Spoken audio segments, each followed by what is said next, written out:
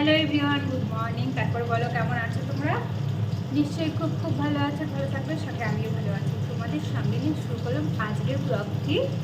আর আমার চ্যানেলে যদি নতুন হয়ে থাকো তাহলে প্লিজ লাইক শেয়ার কমেন্টস এবং সাবস্ক্রাইব করে আমার পাশে দেখো। যারা আমাকে সাবস্ক্রাইব করেছো তাদেরকে অসংখ্য ধন্যবাদ, অনেক অনেক ধন্যবাদ। তো সঙ্গে থাকো, আমি কিন্তু এখন রান্না করছি।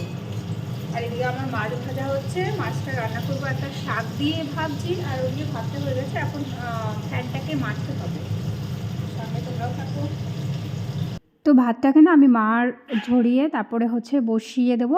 আর এদিকে মাছের তরকারিটাও একটু তাড়াতাড়ি করার চেষ্টা করছি, কারণ কি স্কুলের জন্য আর টিফিনের জন্য আমি আলাদা করে ওর জন্য আজকে আলু ভাজা আর ডিম ভাজা করেছি, সেটাই দেবো টিফিনে। আর আজকে ভাবছি একটু ঝোল ভাত দেবো, মানে শাক দিয়ে ঝোল ভাত খেতে পছন্দ করে। বেশিরভাগ সময় তাড়াহুড়োর জন্য হয় না।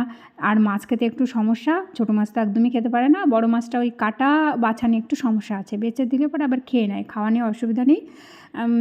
তো আমি এই যে মাঠটা ঝরিয়ে নিয়ে তারপরে আজকে ভাবছি একটু মাছের তেল ভেজে দেবো। এটা কিন্তু ইদানিং খাওয়া শিখেছে আর ইদানিং পছন্দ করছে, আগে তো একদমই খেতে পারতো না, মানে দেখলে ওর বমি আসতো, এরকম একটা ব্যাপার। তবে যে দাদার কাছ থেকে আমরা মাছ নিই খুব ফ্রেশ মাছ, কোনো দূরের থেকে আসা বা বরফে স্টোর করা মাছ নয়, একদম জ্যান্ত মাছ। আর রুই মাছটা আমি যেমন পছন্দ করি আমার ছেলেও পছন্দ করে। আর সেই জন্য তেলটা রেখেছিলাম, খুব একটা সলিড তেল ছিল, কোনো স্টোর করা কিছু নয়, আর রেখে দিয়েছিলাম। আর এইদিকে মাছটা দেখছি তো কড়া করে ভেজে নিয়েছি, একটু কড়া কড়া আমার ভালো লাগে, গন্ধ বা কাঁচা থাকলে একদমই চলবে না, আমার দ্বারা হবে না। ওই কড়া করে ভেজে নিই আর তারপরে বাকিটুকু সফট হবে তরকারির ঝোলের সঙ্গে। তো যাই হোক, এই দেখো আমার হয়ে গেছে আর তরকারিটা, এটাকে আমি নামিয়ে নেব। আর ওদিকে মাছের তেলটা দেখালাম, ওটা যেহেতু আমার ফ্রিজের মধ্যে ছিল, এতটাই আইস হয়ে গেছে যে ওটাকে আমি কিছুতেই তুলতে পারছিলাম না, তাই জন্য আবার একটু জল দিয়ে না আমি রেখে দিলাম। রেখে দেওয়ার পরে ওটা যখন উঠে আসবে তারপরে আমি ভাজবো। আর মাছের তেলের সঙ্গে কিন্তু আমি পেঁয়াজ কুচি, লঙ্কা, তারপরে কখনো কখনো রসুন কুচি, এগুলো দিয়ে করে খেতে কিন্তু ভালোই লাগে, তোমরাও খেয়ে দেখতে পারো। আর একটু সময় পেয়েছি চা খাওয়ার ফাঁক, এখনও পর্যন্ত ঘরগুলোকে আমি ঝাড় দিতে পারিনি, ঝাড়টা দেবো। তার আগে চলো তোমাদের একটা জিনিস দেখায়, কালকে কিন্তু এনেছি। আসলে গাছ লাগাতে এত ভালোবাসি, কিন্তু সেই সময়টা আর গাছের প্রতি দেওয়া হয় না, যার জন্য অনেকটাই কমিয়ে দিয়েছি, আগেও বলেছি তোমাদের সঙ্গে। এই দেখো, এটা কি ফুলের গাছ বলো তো? আর কে কী নাম জানো আমাকে একটু বলো। এটা আমি এনেছি, যদিও আমি জানি। আর আমি এটা প্রথম নয়, এটাকে আমি আগেও লাগিয়েছিলাম, কিন্তু তখন অত বেশি এর কেয়ার বা কী করে একে যত্ন করতে হয় এটা একদমই জানতাম না, যার জন্য গাছটা আমার মরে গেছিলো, আমার খুবই খারাপ লেগেছিলো। কারণ এটাকে মানে এই গাছটাকে আমি টেনে এনেছিলাম সুদূর দুর্গাপুর থেকে, খুব যত্ন করে এনেছিলাম, 6 মাস মতো আমার কাছে ছিল। তারপরে দেখলাম মরে গেল। অবশ্য মরে যাওয়ার পেছনে অনেকগুলো কারণ ছিল, এখন যেটা বুঝি। আর হলো এই যে ফুলগুলো আমি দেখে এনেছি, এত কালারের ছিল না, কোনটা থুয়ে কোনটা নেব সেটা মানে একদম দিশেহারা হয়ে গেছিলাম। তো এই বেবি পিঙ্কটা এনেছি, যতগুলো কালার দেখলাম দারুণ সব কালার।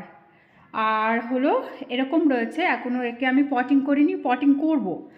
আর সঠিক মিডিয়া না হলে একে পটিং করলে কোনো লাভ হবে না, মরেও যেতে পারে আগেরটার মতো। তো এবার আমি ভীষণই কনসাসলি একে পটিং করব, আর যা যা প্রয়োজন সমস্ত কিছুই দেব, কারণ গাছটা কিন্তু আমাদের এখানে নয়, এটা একটা পাহাড়ের গাছ। তাই জন্য যে যেখানের ওয়েদার সেইখানের বিরুদ্ধ হলে অনেকটা কেয়ার নিতে হয়।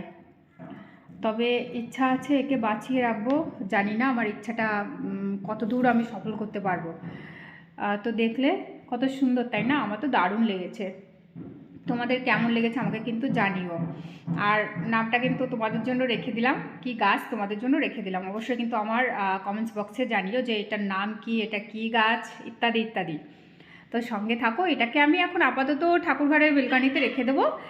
আর বললাম না যে পটিং করতে যা যা প্রয়োজন আমার কাছে এখনও নেই, সেই সমস্ত উপাদানগুলো আসুক তারপরে একে পটিং করব।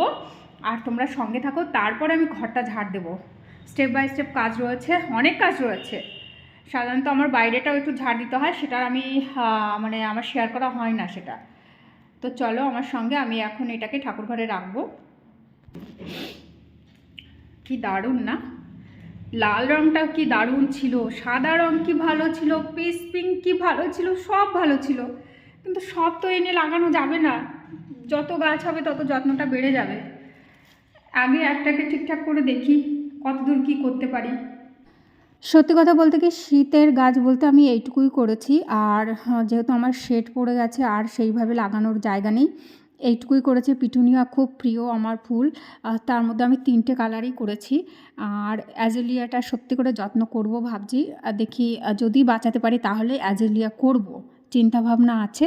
তো আজকের ব্লগটি এখানেই শেষ করছি। সবাই ভালো থেকো, সুস্থ থেকো, টাটা।